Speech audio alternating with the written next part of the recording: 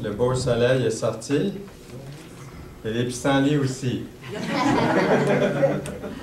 Et j'ai pensé de mettre les pissenlits parce que les gens trouvent ça mauvais, puis les méprisent, mais non. finalement... non, moi, je... Pas toi? Non? Non, monsieur. Moi non plus. Elle fait des bonnes tisanes. Oui, pardon? Elle fait des bonnes tisanes. Oui, c'est vrai. Ça fait des bonnes tisanes. Et puis ça fait des bonnes salades aussi. Alors, souvent, pas la fleur, hein, les feuilles.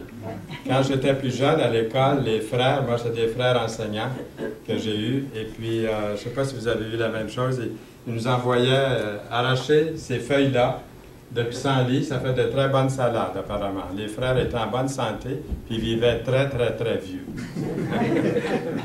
Donc ce matin, nous ouvrons la parole de Dieu, ça me fait plaisir, merci du privilège que vous m'accordez de donner ici des messages. Nous sommes dans Jacques.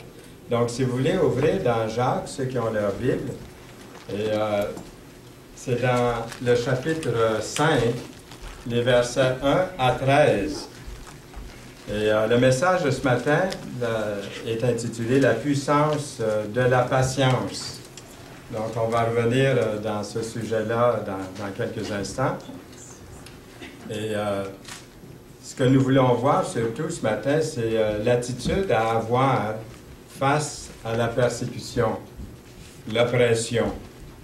Il va rester encore un message dans Jacques pour le mois de juin et ça va terminer la série qui dure depuis quelques mois. Nous avons vu la dernière fois, c'était les versets 1 à 6. C'était lors du baptême, donc le message était plus court. On a eu la première partie de ce chapitre-là. Et vous vous souvenez, ceux qui étaient là, c'était un avertissement aux riches. Il y avait un avertissement pour les riches qui sont des croyants. Croyez-vous qu'il y a des croyants qui peuvent être riches et très riches? Certainement. Alors, il y avait une exhortation qui leur était apportée. Puis, il y avait aussi, au chapitre 5, les premiers versets, 1 à 6, de Jacques, un avertissement aux riches non-croyants. Et je ne reviens pas là-dessus parce qu'on a déjà, vous écouterez le CD, vous regarderez le DVD, je pense que ça a été enregistré, donc on peut l'avoir. Mais aujourd'hui, c'est concernant la puissance de la patience. Nous avons ce beau verset dans vos Bibles, le verset 7, qui dit « Soyez donc patients, frères, jusqu'à l'avènement du Seigneur. » Donc, au moins, on sait jusqu'à quand être patient. Alors, c'est quand l'avènement du Seigneur? Bientôt. Bientôt. Alors, il faut être patient jusqu'à? Bientôt. C'est quand ça, bientôt? C'est tout de suite. Alors, soyez patients, à commencer avec moi ce matin. Merci de votre patience, je vous remercie d'avance. Et puis, c'est marqué, soyez donc patients, frères, jusqu'à l'avènement du Seigneur. Voici le laboureur attend le précieux fruit de la terre, prenant patience à son égard jusqu'à ce qu'il ait reçu les pluies de la première et de l'arrière-saison. Donc, soyez donc patients. Je devrais changer un petit peu ici. Nous allons arriver à ce verset qui dit, parce que en ce qui concerne la patience, avant même de lire ce verset-là, j'aurais voulu vous dire que c'est marqué « Soyez donc patients ». Nous pouvons envisager jusqu'à la venue du Seigneur, donc ça veut dire maintenant, puis demain, puis après-demain, tant que le Seigneur n'est pas revenu, ça veut dire toujours. D'autres peuvent dire, bon, c'est le retour du Seigneur pour le jugement. Ça pourrait être ça aussi. Ou ça pourrait être, soyez patients jusqu'à l'avènement du Seigneur dans votre propre vie, quand le Seigneur vient vous chercher. Ça pourrait être ça aussi. Ou même par le retour de Jésus-Christ, qui est un grand événement que nous attendons tous et que la parole prophétise. Et puis avec les prophéties d'aujourd'hui, avec les signes que nous avons, on croit qu'on est vraiment à la fin des temps. En tout cas, il y a là, ici, une volonté de laisser le Seigneur, lui, être la personne qui exercera un juste châtiment sur ceux qui vous font de la peine, sur ceux qui vous oppressent, sur ceux qui vous persécutent. Et Dieu ne fera-t-il pas justice à ses élus qui crient à lui jour et nuit? Peut-être que dans la prière, des fois, vous êtes désespéré, vous en avez assez enduré et ça ne peut plus continuer, vous souffrez de cette opposition, de cette oppression pour le Seigneur, vous souffrez pour Dieu, vous souffrez pour le Seigneur et ça vous paraît injuste, et ça l'est aussi, crier jour après jour, jour et nuit, et tarderait-il à leur égard? Je vous le dis, il leur fera promptement justice. Dans Luc, chapitre 18, les versets 7 et 8. Alors, nous allons regarder, parce que c'est vraiment... Moi, je prends la plus grande partie du message ce matin, j'en ai vraiment besoin, vous allez voir. C'est un message que c'est complètement contre nature, notre nature, ma nature en tout cas. Premièrement, tout semble indiquer dans Jacques 5 de ne pas donner suite à l'agresseur. Et ça, c'est dur à comprendre. Hein? C'est dur à rentrer dans notre pensée, dans notre être, qu'on ne doit pas donner suite à l'agresseur. Œil pour œil, dent pour dent. Tu m'as donné un coup de poing sur l'œil, bien, en voilà un. Tu m'as cassé une dent, je t'en casse une. Hein, je suis pour mes droits. Je me tiens debout pour mes droits. Ça, c'est la philosophie d'aujourd'hui. Alors, vous allez voir que ce matin, le message n'est pas très, très populaire, puis le gars non plus qui le donne. Parce qu'il faut prêcher tout le conseil de Dieu. Je vous prêche la parole, je me la prêche à moi en même temps. Seigneur, aide-moi à assimiler ta parole ce matin. Amen. Amen. Alors, c'était ce comportement-là de non-agression qu'ont adopté ceux qui étaient opprimés à l'époque de Jacques. Bien que traités injustement, ils étaient traités injustement à cause de l'Évangile, ils n'ont pas riposté agressivement à ça. Devant un pouvoir autoritaire et abusif, ils n'ont pas riposté agressivement. Ça ne ressemble en rien aux manifestations de nos jeunes dans les rues de ce temps-là. Là. Hein? C'est comme le jour et la nuit. Là. Complètement l'inverse de ce qu'on voit de nos jours partout dans le monde, pas seulement ici à Montréal ou ailleurs.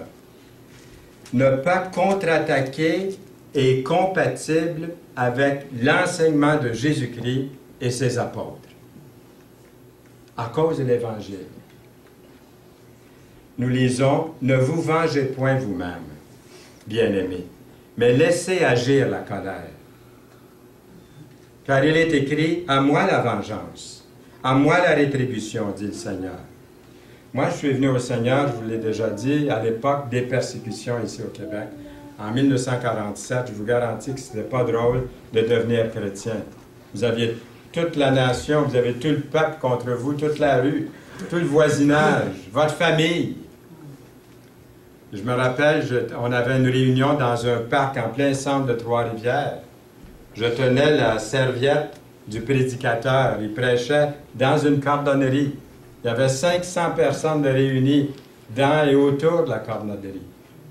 Et la police est rentrée avec la main sur leur revolver. Ils sont venus arrêter le prédicateur qui prêchait l'Évangile. Ils l'ont arrêté, puis l'ont emmené au poste. C'était le temps des persécutions. On est venu chez le prédicateur, chez lui, on est entré, on l'a pris, on l'a kidnappé. On l'a mis sur un train avec son argent, un billet, aller seulement, pas retour. Sa famille était ici. Ils l'ont envoyé à Toronto, en train. Ensuite, dans une réunion, comme ici ce matin, les portes étaient ouvertes tantôt. Quelle liberté! Merci, mon Dieu. Moi, j'ai vu qu'un jour, on est entré dans une salle, on a brisé toutes les chaises. On a détruit toutes les Bibles.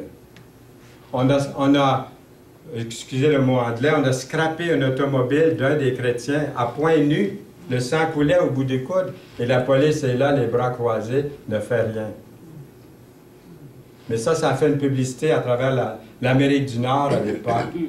Et puis, ça a conscientiser les chrétiens à prier pour l'œuvre. Et aujourd'hui, c'est une des plus grandes assemblées dans la région, au Cap-de-la-Madeleine, Trois-Rivières, Shawinigan, toute cette région-là. Donc, les persécutions sont là, voyez-vous. Je me rappelle, ce que je voulais dire surtout, c'est que, comme conclusion, les frères se sont réunis, puis ils ont dit, qu'est-ce qu'on va faire? On a été abusés par ces gens-là. Ils ont brisé. On va actionner la police, la ville, Puis là, il y avait un vieux frère du nom de Sheldon Bard. Liliane doit connaître M. Bard. Et puis, c'est un vieux prédicateur, un homme de Dieu. Il était là, réuni avec les chrétiens. Il a dit, laissons, il a cité ce verset-là. Ne vous vengez point vous-même, bien-aimés,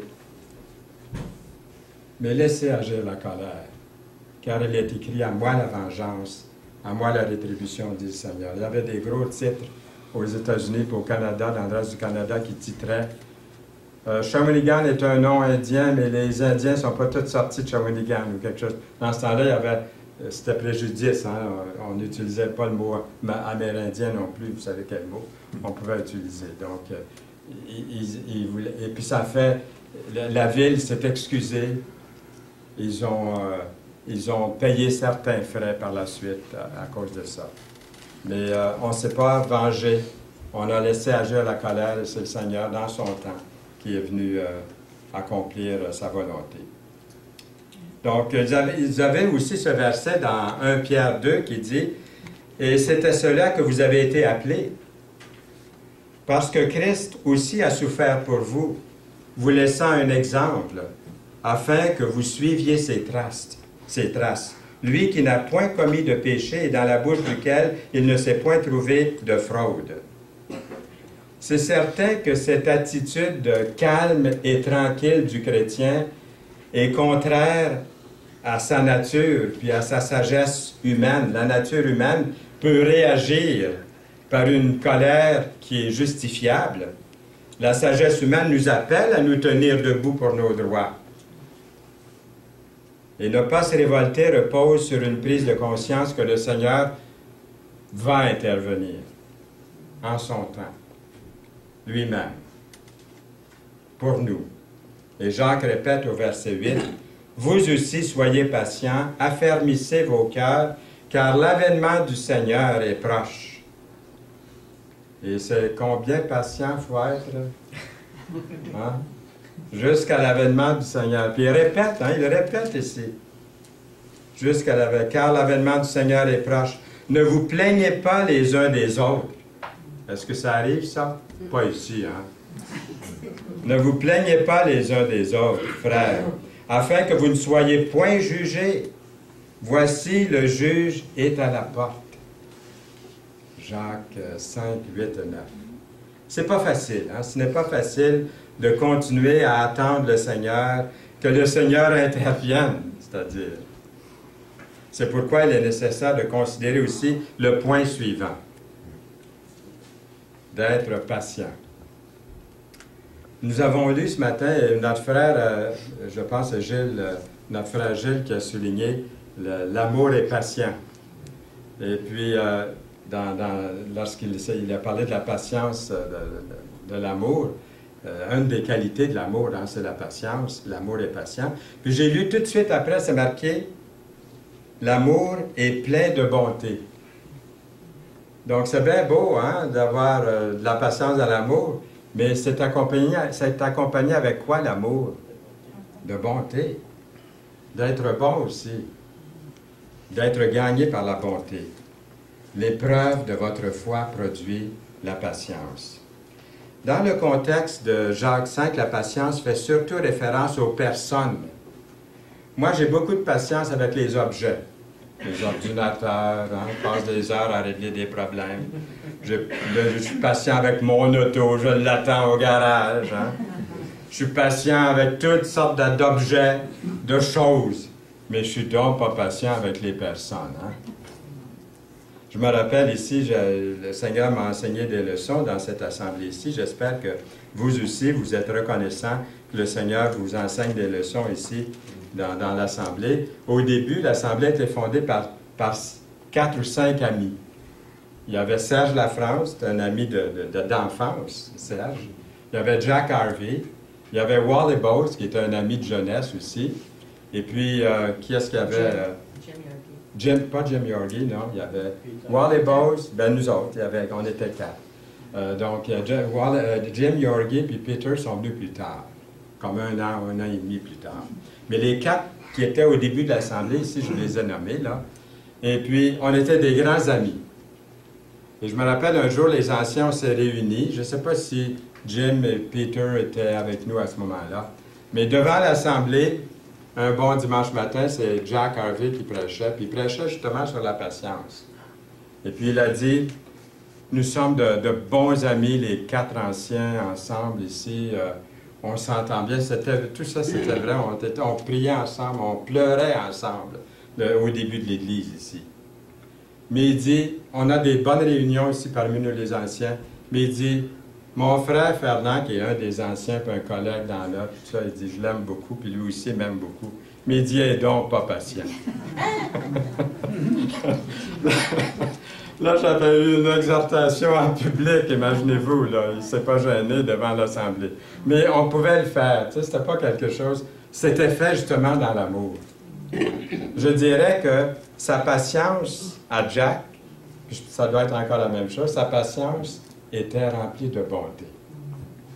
Voyez-vous? Ça fait vous trouvez pas que ça fait une différence? Ça va mieux la pilule, hein?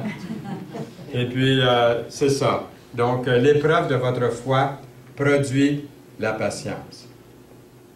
Il y a 3 exemples, vous avez vu, qui nous sont donnés, et ça, je trouve que c'est tellement bon comme exemple. Nous avons ici l'agriculteur.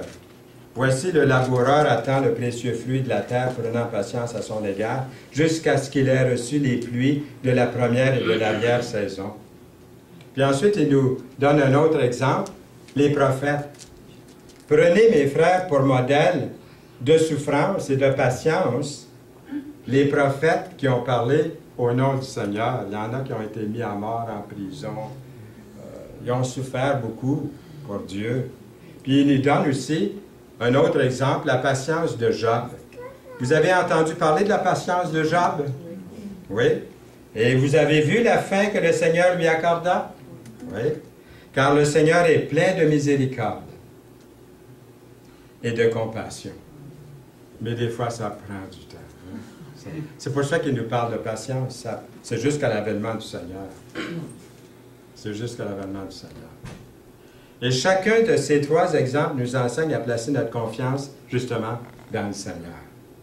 Il finira par nous récompenser. Pas nous venger, moi j'aime mieux le mot récompenser. Et pour avoir placé notre confiance en lui. En attendant, demeurons fermes dans son service. Le 3e principe que nous retrouvons dans ce passage, c'est celui d'affermir son cœur. Affermissez vos cœurs, nous lisons au verset 8. Ici, ça veut dire de renforcer notre cœur de façon à ne pas s'énerver outre mesure devant le mal qu'on nous subit. C'est facile pour moi hein, de m'énerver des fois dans des choses comme ça. Et la clé pour l'affermissement de mon cœur, de notre cœur, c'est la parole de Dieu. Et vous êtes d'accord avec ça dans 2 Pierre 1,12. Voilà pourquoi je prendrai soin de vous rappeler ces choses, bien que vous le sachiez et que vous soyez affermis dans la vérité présente, au verset 12 de 2 Pierre. Cet autre verset dans Romains, « Or, tout ce qui a été écrit d'avance l'a été pour notre instruction, afin que par la patience, souligné ici, par la patience et par la consolation que donnent les Écritures, nous possédions l'espérance. » Nous avons vraiment 3 grandes choses, la patience, la consolation, l'espérance, ensemble dans un même verset ici. Avec un cœur enraciné et fondé dans la parole, j'ai trouvé dans ma propre vie, je trouve à tous les jours que on est plus susceptible d'agir comme il se doit quand on est malmené injustement, quand on se nourrit abondamment de la parole de Dieu. Il y a une puissance qui vient nous aider. Et c'est là qu'on est surpris, étonné quelquefois, je suis étonné en me disant, Oh, que ça vient pas ça vient pas du Saint-Louis, ça, là. Ça vient pas de Fernand non plus, hein. Donc, c'est ça. Ça vient du Seigneur. C'est comme une surprise. Et puis là, ben, ne cherchez pas docteur, c'est parce qu'on s'est nourri de la parole. On est rempli de la parole de Dieu. C'est pas nous, là. C'est vraiment Dieu qui agit en vous. Il y a certaines choses que nous sommes susceptibles de faire en cas de stress dû aux contraintes injustes. Et Jacques poursuit en citant aussi ce qu'il nous faut éviter. Il nous a dit ce qu'il faut faire, mais aussi ce qu'il faut éviter. Est-ce que ça nous intéresse? Je pense que oui. Il dit, comme ne pas manifester son irritation envers les autres. En particulier, les uns contre les autres, au verset 9. Ne vous plaignez pas les uns des autres, frères. Quand on est opprimé par les autres, on est susceptible d'évacuer nos frustrations sur ceux et celles qui sont souvent les plus proches de nous.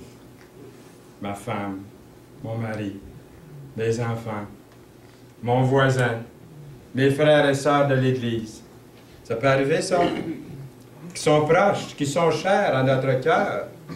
Par exemple, un homme ou une femme, après une mauvaise journée de travail, peut souvent prendre parti, c'est-à-dire peut prendre à partie son épouse ou sa famille. Il rentre irrité, il a eu une dure journée, ça n'a pas bien été, puis il arrive à la maison, puis c'est eux qui sont bourrassés.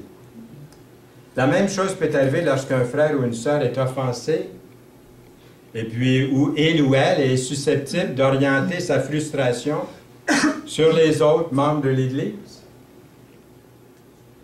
Ce qu'on pourrait appeler le péché de grogne. Je l'appelle le péché de grogne. On boude, on grogne, on est toujours en train de critiquer, de bouder. Hein? Le péché de grogne, qui est un problème grave. Nous avons raison de ne pas nous plaindre les uns des autres. Ne vous plaignez pas les uns des autres, frères. Jacques 5, 9, la première partie du verset. Afin que vous ne soyez pas jugés, dit le verset, la suite du verset. Alors, ne laissons pas l'oppression des autres nous amener à être repris par le Seigneur à cause du mauvais traitement qu'on pourrait nous avoir fait subir, même injustement, qui vient des fois de la part de nos frères et de nos sœurs. Vous voyez, on a une responsabilité. Si je suis critiqué, si je suis méprisé, j'ai une attitude à avoir vis-à-vis de ça. C'est quoi? La patience dans l'oppression. Et l'amour est patient et plein de bonté. Plein de bonté. Peut-être que dans d'autres versions, c'est marqué compassion. Je pense que je viens d'entendre le mot compassion aussi, qui est plein de bonté. Un autre avertissement nous est donné, celui de ne pas faire serment. Et là, c'est comme si j'entrais dans un autre message. Parce que ça, c'est un message à part. Donc, je sais qu'il y a beaucoup de discussions même sur ce texte-là. Regardez dans le verset 12. Avant toute chose, mes frères, ne jurez ni par le ciel, ni par la terre, ni par aucun autre serment, mais que votre oui soit oui et que votre non soit non, afin que vous ne tombiez pas sous le jugement. Donc, ce verset-là, sorti de son contexte, fait que si vous allez en procès, si vous sortez le verset de son contexte, vous ne jurez pas sur la Bible, vous ne ferez rien de ça, si on le sort de son contexte. Mais si on regarde tout l'enseignement biblique, vous allez voir que même Dieu a juré, et puis Moïse a juré, d'autres hommes de Dieu ont juré. Mais vous allez voir dans un instant, je vous dis ça comme introduction à ce petit sujet-là, qui est un sujet quand même très important, et nous allons voir dans un instant ce qui arrive. En d'autres termes, se mettre à faire des promesses ou à jurer comme ça, là. Ma grande foi du bon Dieu, hein, j'entendais ça quand j'étais plus jeune. Ma grande foi du bon Dieu, il dit, le gars, il était tellement énervé, il frappait les deux pieds au plafond, puis il retombait les deux pieds sur terre. Vous voyez, il disait ça, il disait des sottises, continuellement, c'était toujours, il voulait nous convaincre, c'était toujours ma grande foi du bon Dieu qui disait. C'est mon oncle dans ma famille qui disait ça, là, avant sa conversion. Le blasphème est arrêté après la conversion. Hein? Il y a bien des choses qui sont tombées après. Pas la conversion même. Souvent, ça vient par la suite hein, dans la vie chrétienne. Quelqu'un a suggéré que les 10 plus grandes promesses mensongères racontées au Québec et en Amérique du Nord, je vous les donne compte à rebours. Au restaurant, par exemple, on vous dit « Votre table sera prête dans 1 minute. » On commence à 10, puis on s'en va vers 1. Au magasin, on vous fait essayer toutes sortes de vêtements, puis on vous dit « Une grandeur fait pour tous. » Et les parents qui reprennent les enfants, qui les a grondés, les a punis, puis tout ça. Autrefois, on les tapait. Aujourd'hui, on n'a plus le droit. Hein? On leur disait « Ça m'a fait plus mal à moi qu'à toi. » Celui qui est toujours en retard, qui a toujours une raison, qu'est-ce que c'est qui arrive? Il dit « Je suis désolé d'être en retard, j'étais coincé dans le trafic. » Et puis, vous attendez toujours un chèque dans la poste, vous appelez, ça fait 3-4 fois que vous appelez, puis qu'est-ce qu'on vous dit? « Ah, ben le chèque est dans le courrier, là! » Et puis, vous recevez des téléphones, hein, de la publicité, de la sollicitation. Cette offre est limitée aux 50 premières personnes qui téléphonent. En affaires, on vous dit, hein, par cupidité, mais on ne vous dit pas que c'est par cupidité. En affaires, on vous dit, ce n'est pas une question d'argent, c'est une question de principe. Et puis, quelqu'un qui vous dit, un prédicateur qui vous dit, mon message ne durera que 30 minutes. Hein? Et puis là, à la fin, il vous dit, j'aimerais prendre seulement 5 minutes de votre temps. Et puis, il prêche encore une demi-heure. Hein? Moi, je vais essayer de respecter le temps qui m'est alloué. Alors, celui qui dit, il y en a beaucoup qui disent ça, je vais commencer mon régime demain. Et puis, finalement, le numéro 1, on vient de passer cette période-là, de l'impôt, là.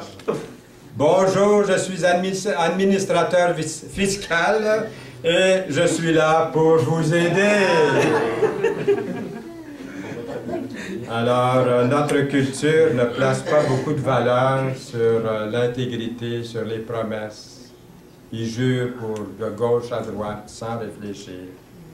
Mais la Bible nous aide à démêler ce qui est caractérisé par une vie d'intégrité, le verset 12, la deuxième partie, que votre oui soit oui et que votre non soit non. Et dans Ecclésiaste 5, nous lisons, « Lorsque tu fais un vœu à Dieu », donc on peut faire des vœux, hein, lorsque tu fais un vœu à Dieu, on peut faire un vœu. Mais le verset continue en disant, « Ne tarde pas à l'accomplir, car il n'aime pas les insensés. Accomplis le vœu que tu as fait. Mieux vaut pour toi ne point faire de vœu que d'en faire un et de ne pas l'accomplir. » Alors, c'est ça l'exhortation ici surtout. Cette interdiction de faire des vœux s'applique en particulier au serment malhonnête. Au temps de Jésus, beaucoup de Juifs faisaient serment sans réfléchir. Les Juifs du temps du Seigneur ont fait une distinction, écoutez bien, ils faisaient une distinction entre les serments faits au nom de Dieu, liaient la personne, tandis que les autres serments faits au nom de n'importe quoi, que le nom de Dieu, ne les liaient pas. Jésus et Jacques condamnent cette distinction entre les différentes sortes de serments, faits avec légèreté. Matthieu 5, 33, Matthieu 23, 16 et d'autres passages.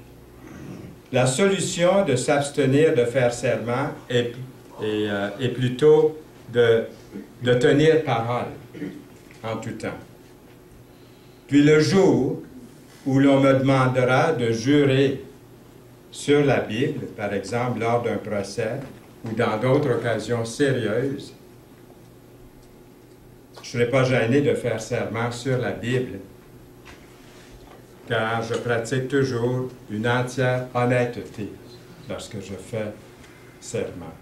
Donc, en tant que chrétien, je ne suis pas gêné de faire serment de cette façon-là, en m'appuyant sur l'enseignement global des Écritures. Finalement, les enfants de Dieu, lors d'oppression, ont une arme puissante dans leur arsenal, et c'est la prière.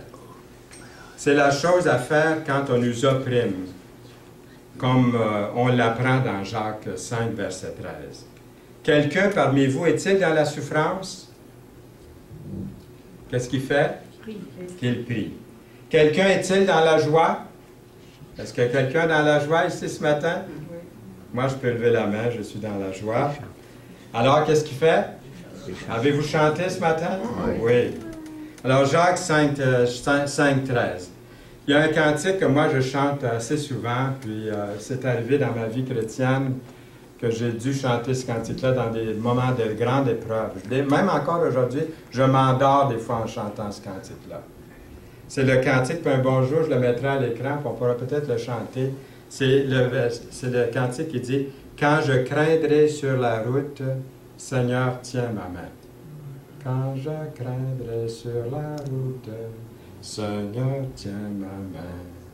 Quand m'assaillira le doute, Seigneur, tiens ma main. Seigneur, tiens ma main. » Alors, je chantais ça des fois dans des moments de ma vie où ça allait très difficilement. Ça peut être dans n'importe quelle circonstance. Et quelquefois, je m'endors parce que j'ai de la misère à dormir, puis je commence à chanter ça. Ben, dans mon cœur, hein? Je ne veux pas réveiller personne. Ou les mettre de mauvaise humeur.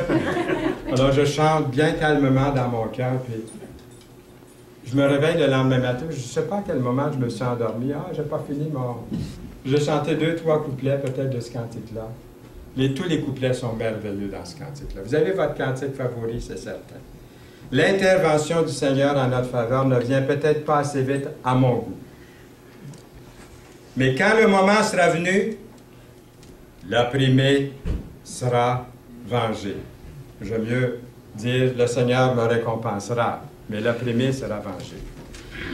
Indépendamment de la prospérité des méchants ou de l'affliction des justes, la bienheureuse espérance du retour du Seigneur Jésus-Christ est un réconfort pour vous et moi, chrétiens, croyants, qui demeurons fidèles, stables et patients. L'amour est patient, il est plein de bonté, nous lisons, dans une attitude de prière.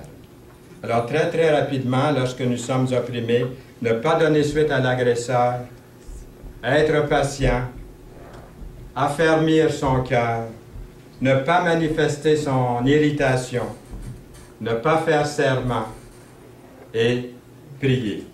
Et selon l'Épître de Jacques, c'est ainsi, de cette façon-là, qu'on doit réagir face à l'oppression.